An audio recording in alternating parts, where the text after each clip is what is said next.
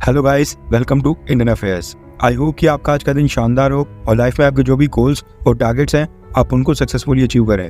बढ़ते हैं आज की टॉप 10 अपडेट्स की तरफ। सबसे पहली अपडेट आ रही है भारत के इंडियन आर्मी चीफ को लेकर।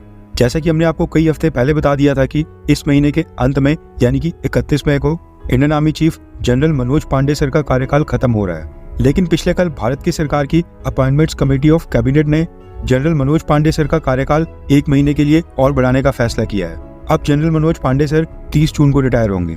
रिपोर्ट्स के मुताबिक भारत सरकार की appointments committee of cabinet Indian army के नए चीफ का चयन अभी तक नहीं कर पाई थी, जिसके चलते ये फैसला किया गया है। देश में लोकसभा इलेक्शंस चल रहे हैं और नई सरकार के गठन के बाद ही अब इंडियन आर्मी के नए चीफ की घोषणा होगी। हालांकि पिछले महीने 30 अप्रैल को भारत सरकार ने इंडियन नेवी के नए चीफ के तौर पर दिनेश के त्रिपाठी सर को अपॉइंट किया था और वो अपॉइंटमेंट भी इलेक्शंस के बीच में हुई थी।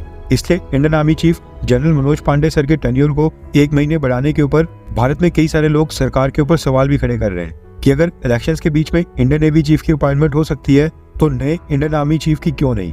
वैसे इसके पीछे का एक कारण ये भी हो सकता है कि इलेक्शंस के बीच जम्मू कश्मीर में काफी सारी इन्फिल्ट्रेशन हुई है और पूंछ राजौरी सेक्टर में सेना के ऊपर कई सारे हमले हुए हैं। ऐसे में इलेक्शंस के बीच में सरकार जनरल मनोज पांडे सर के साथ ही आगे बढ़ रही है, जबकि इंडियन नेवी के फ्रंट के ऊपर चीजें अभी थोड़ी शांत है और वहां पर इतना तनाव नहीं है।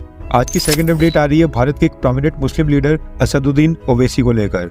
दरअसल भारत सरकार ने जो ये Indian army chief general Manoj Pandey sir का टेन्योर 1 महीने के लिए एक्सटेंड कर दिया है, असदुद्दीन ओवैसी इसके विरोध में आकर खड़े हो गए हैं। पिछले कल असदुद्दीन ओवैसी ने स्टेटमेंट जारी करके मोदी सरकार से पूछा है कि इलेक्शंस कैंपेन के बीच में एक सर्विंग आर्मी चीफ की रिटायरमेंट से कुछ ही समय पहले उनके टेन्योर को एक्सटेंड करना ये पूरी तरह से गलत है। मोदी सरकार को इंडियन आर्मी चीफ की रिटायरमेंट की डेट के बारे में तो पहले से जानकारी थी, इसलिए मोदी सरकार को जनरल मनोज पांडे की रिप्लेसमेंट के तौर के ऊपर नए आर्मी चीफ की घोषणा काफी पहले ही कर देनी चाहिए थी। रूलिंग पार्टी यानी कि भारतीय जनता पार्टी को हमारी सेना को राजनीति से बाहर रखना चाहिए और सेना के ऊपर पॉलिटिक्स बिल्कुल नहीं करनी चाहिए।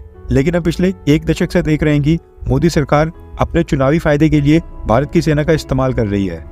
ओवैसी आगे कहते हैं कि हम सब ने ये देखा है कि किस तरह से सेना आज चाइना बॉर्डर के ऊपर LAC के ऊपर पेट्रोलिंग तक नहीं कर पा रही है। इसके साथ ही असदुद्दीन ओवैसी ने यह भी कहा कि सरकार का आर्मी चीफ के टेन्योर को टेम्परेरी समय के लिए एक्सटेंड करना ये दर्शाता है कि प्रधानमंत्री, हमारे डिफेंस मिनिस्टर और जो भी लोग नेशनल सिक्योरिटी के ऊपर फैसले करते हैं ये उनकी कमियों को दर्शाता है, वरना ये कोई षड्यंत्रकारी योजना भी हो सकती है। ये स्टेटमेंट है हमारे लीडर असदुद्दीन ओवैसी की। एक तरफ ये कह रहे हैं कि रूलिंग पार्टी यानी कि भारतीय जनता पार्टी को भारत की सेना को राजनीति से परे रखना चाहिए, लेकिन दूसरी तरफ खुद ही इंडियन आर्मी चीफ के अपॉइंटमेंट के ऊपर कमेंट कर रहे हैं। वाह भाई वाह। अब आपके पास भी पूरा मौका है नीचे कमेंट सेक्शन में असदुद्दीन ओवैसी सर को अपना जवाब देने का, इसलिए 2 शब्द इनकी तारीफ में कमेंट सेक्शन में जरूर लिखिएगा। आज की थर्ड अपडेट आ रही है भारत और मालदीव्स को लेकर। मालदीव्स के minister of economic development and trade Mohammed Saeed ने पिछले कल एक स्टेटमेंट दी है, जिसमें उन्होंने कहा है कि भारत की सरकार की तरफ से मालदीव्स के लिए फ्री ट्रेड एग्रीमेंट का एक ऑफर आया है। भारत की सरकार खुद ही आगे से चाहती है कि दोनों देश फ्री ट्रेड एग्रीमेंट को साइन कर लें, जबकि भारत और मालदीव्स दोनों ही देश south Asian free trade agreement के हिस्सेदार हैं।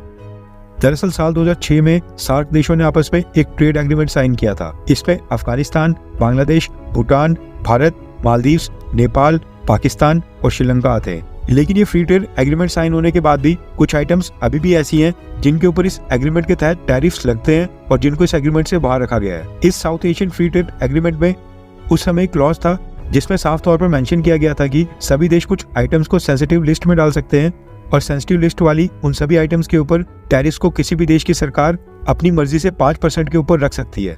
लेकिन जो बाकी के आइटम्स हैं जो कि उस सेंसिटिव लिस्ट से बाहर होंगी, उनके ऊपर टैरिफ्स को कम करके 0 से 5% की रेंज में रखना होगा और बाकी सभी आइटम्स के ऊपर 5% से कम ही टैरिफ्स लगेंगे। लेकिन अगर भारत मालदीव्स के साथ एक direct free trade agreement sign करता है तो वो सारे टैरिफ्स पे पूरी तरह से हट सकते हैं। नए टैरिफ डिसाइड करने के लिए दोनों देशों के बीच दोबारा नेगोशिएशन होगी। एंड यहाँ पर क्योंकि एक अकेला देश मालदीव्स ही है तो भारत सरकार मालदीव्स के लिए अपने टैरिफ्स और भी कम कर सकती है।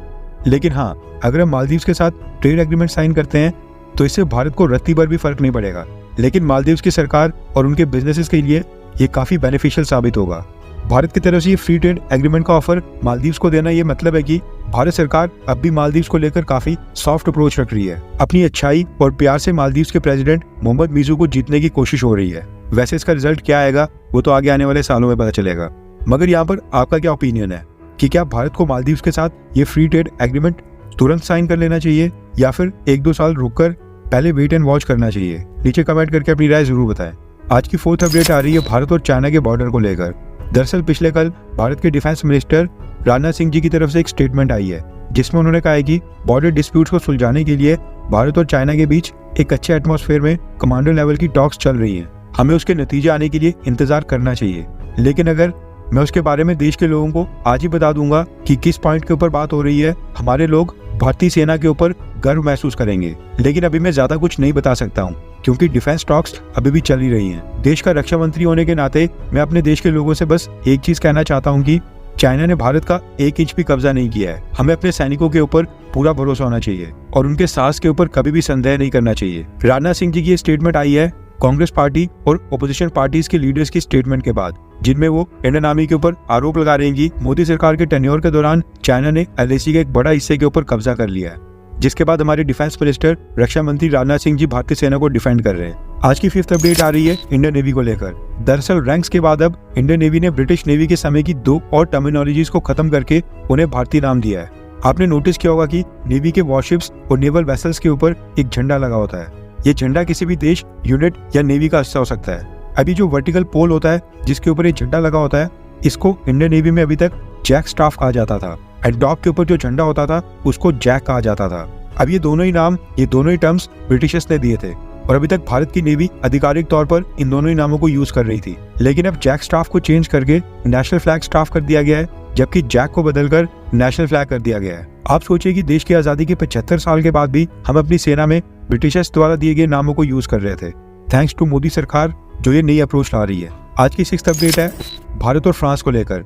भारत और फ्रांस की आर्मी मेघालय स्टेट में 14 दिन से एक मिलिट्री एक्सरसाइज कर रही थी जिसका नाम है शक्ति 2024। और अब खबर आ रही है कि पिछले कल संडे को ये मिलिट्री एक्सरसाइज खत्म हो गई है। रिपोर्ट के मुताबिक फ्रांस ने अपनी फ्रेंच फॉरेन लीजन के ट्रूप्स को भेजा था जिसमें भारतीय मूल का 1 सैनिक था जबकि 12 नेपाली ओरिजिन के ट्रूप्स थे।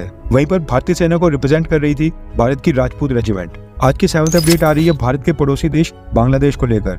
दरअसल बांग्लादेश की प्राइम मिनिस्टर शेख हसीना ने एक स्टेटमेंट दी है जिसमें उन्होंने कहा है कि एक वेस्टर्न देश के व्हाइट मैन यानी कि गोरे व्यक्ति ने उनसे रिक्वेस्ट की है कि बांग्लादेश की सरकार उनको अपने देश में एक एयरबेस बनाने की परमिशन दे।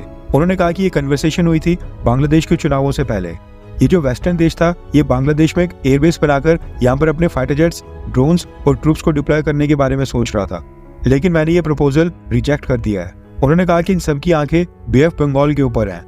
अभी तक यहाँ पर ना कोई कंट्रोवर्सी है ना कोई कॉन्फ्लिक्ट है और मैं ऐसा कभी भी नहीं होने दूंगी कि कोई वेस्टर्न देश बांग्लादेश की टेरिटरी के ऊपर आकर यहाँ पर अपना एयरबेस खड़ा करे। और यही कारण है कि मैं इन वेस्टर्न देशों की नजर में एक दोषी बन गई हूँ। शेख हसीना ने कहा कि वो वेस्टर्न देश इतना डेस्परेट है कि वो इस रीजन में एक एयरबेस बनाने के लिए बांग्लादेश और म्यांमार से एक बड़े हिस्से को अलग करके एक क्रिश्चियन देश बनाने के लिए भी यहाँ पर तैयार है। बांग्लादेश की प्रधानमंत्री शेख हसीना ने यहाँ पर अब किसी भी देश का नाम तो नहीं लिया है, लेकिन वो वेस्टर्न देश अमेरिका ही माना जा रहा है क्योंकि बे ऑफ बंगाल में बांग्लादेश के पास एक सेंट मार्टिन्स आइलैंड है जिसको लेकर अमेरिका की सरकार शेख हसीना के ऊपर काफी लंबे समय से प्रेशर डाल रही है कि बांग्लादेश इस आइलैंड के ऊपर अमेरिका को अपना एक एयरबेस खड़ा करने की परमिशन दे। और अगर ऐसा बांग्लादेश की सरकार करती है तो फिर अमेरिका बांग्लादेश के चुनावों के ऊपर कोई भी उंगली नहीं उठाएगा और बांग्लादेश की मदद करेगा। हैरानी वाली बात है कि अमेरिका भारत के पड़ोस में अपना एक इंडिपेंडेंट एयरबेस बनाना चाहता है जिसके लिए वो बांग्लादेश की प्राइम मिनिस्टर शेख हसीना को ब्लैकमेल कर रहा है। शेख हसीना ने इस व्हाइट मैन का नाम तो नहीं लिया है, लेकिन ऐसा माना जा रहा है कि ये अमेरिका या फिर ब्रिटेन का हो सकता है। आज की 8th अपडेट आ रही है भारतीय सेना में नेपाल के गुरखा सैनिकों को लेकर। रिपोर्ट के मुताबिक साल 2021 के बाद अभी तक भारतीय सेना से 14,000 गुरखा सैनिक रिटायर हो चुके हैं। लेकिन वहीं दूसरी तरफ 2020 के बाद पिछले 4 सालों से एक भी नेपाली गुरखा सैनिक इंडियन आर्मी में भर्ती नहीं हुआ है। 2020 से 22 तक कोविड-19 आ गया था और 2022 में मोदी सरकार ने अग्निवीर स्कीम लॉन्च की थी, जिसके बाद नेपाल की सरकार ने इसका विरोध करते हुए इंडियन आर्मी में नेपाली गुरखा भेजने से इनकार कर दिया था और रोक लगा दी थी। खबर आ रही है कि इस कारण से भारतीय सेना के अंदर नेपाली गुरखा सैनिकों की कमी तेजी से बढ़ रही है। आज की 9th अपडेट आ रही है भारत में फॉरेन डायरेक्ट इन्वेस्टमेंट को लेकर। आपको याद होगा गलवान घाटी की घटना और कोविड-19 के बाद भारतीय सरकार ने एक नया रूल लाया था जिसमें कहा गया था कि भारत के पड़ोसी देशों की कोई भी कंपनी अगर भारत में इन्वेस्टमेंट करना चाहती है या किसी भी देश की ऐसी कंपनी जिसका ओनर भारत के किसी पड़ोसी देश का हो तो उसको भारत में इन्वेस्टमेंट करने के लिए सबसे पहले भारत की सरकार से अप्रूवल लेना पड़ेगा। इसी को लेकर खबर आ रही है कि साल 2020 से अब तक भारत के पड़ोसी देशों से फॉरेन डायरेक्ट इन्वेस्टमेंट के 526 प्रपोजल्स अभी तक आ चुके हैं, जिनमें से भारत सरकार ने 124 प्रपोजल्स को अप्रूव कर दिया है, यानी कि पास किया है, जबकि 201 प्रपोजल्स रिजेक्ट कर दिए गए हैं। वहीं पर 200 अप्रूवल्स अभी भी भारतीय सरकार ने पेंडिंग रखे हैं, जिनके ऊपर कोई फैसला नहीं लिया गया है। और माना जा रहा है कि ये जो रिजेक्टेड और पेंडिंग अप्रूवल्स हैं, ये सारे चाइनीज कंपनीज की FDI रिक्वेस्ट हैं। आज की 10th अपडेट आ रही है यूनाइटेड किंगडम यानी कि ब्रिटेन से। दरअसल British prime minister Rishi Sunak ने पिछले कल एक बहुत ही बड़ी अनाउंसमेंट करके ब्रिटेन में सबको चौंका दिया है। उन्होंने अनाउंस किया है कि अगर उनकी पार्टी इलेक्शंस में जीतकर वहां पर सरकार बनाती है तो यूनाइटेड किंगडम के युवाओं के लिए नेशनल सर्विस स्कीम लाएंगे, जो कि कंपलसरी होगी, हर किसी को करनी होगी। इस स्कीम में 18 साल के युवा को या तो 1 साल के लिए ब्रिटिश आर्म्ड फोर्सेस की ट्रेनिंग लेनी होगी, या फिर 1 साल के लिए हर वीकेंड के ऊपर कम्युनिटी प्रोग्राम में free of cost voluntary service देनी होगी। Fire service, ambulance, search and rescue जैसी कम्युनिटी सर्विसेज में साल के 25 दिन के लिए योगदान देना होगा। दोनों में से कोई एक चीज सिलेक्ट करनी होगी। वैसे एक्सपर्ट्स की माने तो ऋषि सुनक के ब्रिटेन में चुनाव जीतने के चांसेस काफी कम लग रहे हैं। आज के लिए बस इतना ही। जय हिंद, वंदे मातरम।